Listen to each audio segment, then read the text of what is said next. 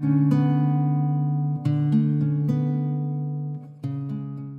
tell me, what are the myths, that you've heard all this while, or few misconceptions that you would want to clarify for us?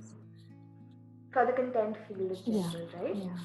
Okay, so I think the biggest one I think we already covered that. I think people think that a content person needs to be able to write like 2,000 or 5,000 worded articles, which is absolutely wrong.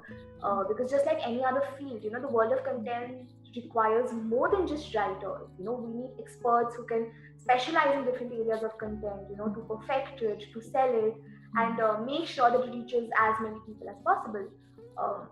This is what I sometimes tell people, when they think, oh, for content I have to be a writer. I just be like, okay, so just because you know how to cook pizzas well doesn't mean that you have to advertise them, doesn't mean that you have to deliver them, doesn't mean that you have to run the entire restaurant and then eat that pizza all on your own, right? So it's the same thing with content, that for content there are different people required for different responsibilities.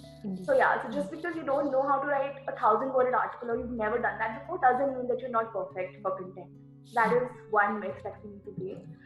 Then I've also heard that the content field has very little scope of growth and you don't get promoted very easily.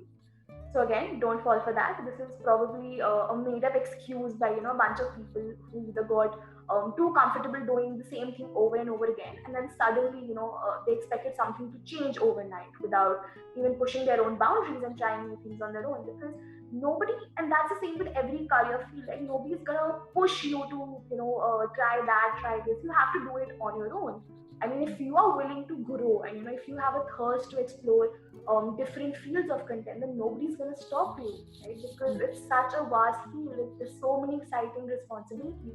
And in fact, I always recommend people to go for such jobs which allows them to explore different fields, because there are a lot of organizations who have very structured, strict teams that they just be like, no, stick to what you know, stick to this team. So if they have a social media team, they won't let anyone else do that work, because they'll be like, what will the social media team do then? If you are doing our work. But that's not the point. I feel, especially after so many years, I realized that I can't work in a place which doesn't allow me to do different things at different points. If I am doing, and that's the reason why a lot of people say that I get bored very easily, which is true. If I continue doing one thing over and over again for a month, for 2 months, I'll just be like, what's happening? Like, okay, I know what to do. I have perfected it. I've learned as much as I had to. But now what? What next? And sometimes the next doesn't come in a particular company. So that's when you realize that the next organization where you interview or where you go for, you have to, ask your KRAs. You have to ask the person, what else will I be engaged in? Like, If is the profile I'm just a offering that kind writer. of dynamism or not? Exactly. Like if I am a writer, will I be taught SEO? Will I be engaged in creating memes for social media? Will I be involved in the ideation process? Will I ever be given a chance to make campaigns?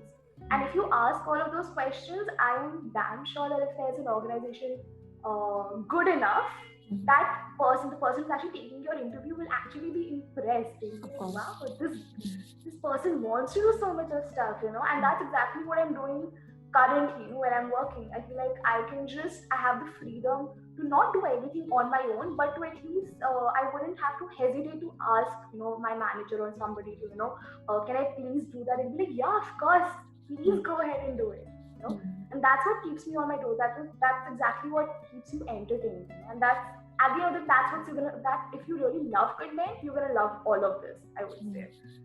So that also brings us to this helps us understand that you don't need to do a specific course.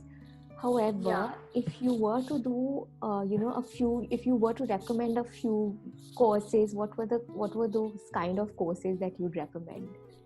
Right, so this is like my favorite question, and it's gonna sound, I don't know, it's gonna sound very different from what people might have heard lately.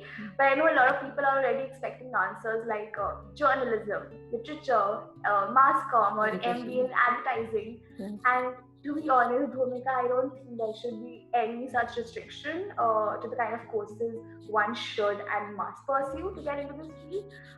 You can pursue them if you want, if you're really passionate about them, and if you know that, okay, no, this is what I really want to know because I want to grow in this, industry. But if you're doing it because you think that, oh, because if I handle the theory part, I will be able to do the practical aspect of it very easy, then don't do it. Don't follow the people who are telling you to do it, because I think all my schooling life, people were just like, oh, you want to be a writer? Oh, literature or journalism? Literature or journalism, just both of these two things. And that was really bad because that didn't give me, the courage or the freedom to actually choose what I wanted to choose, at the end of the day. So if you had a choice to maybe choose some another course, which one would you go for? So I think I would just tell people to learn what they want to learn at that point of time. So even if there is a person who wants to learn, who wants to be in content, but they're very interested in art history, I would say go learn history because the content in itself is endless, right? And people in today's day and age, they need content for every single thing. They want content for technology. They want content for science. They need content for every single field out there. There are also IT writers basically, who have a lot of knowledge about engineering and stuff. So I feel like no knowledge ever goes waste. So whatever knowledge you have, you can always use it in some form or another for content later in your career, right? So that doesn't mean that you have to only learn about content. You just have to learn what you're passionate about, according to me.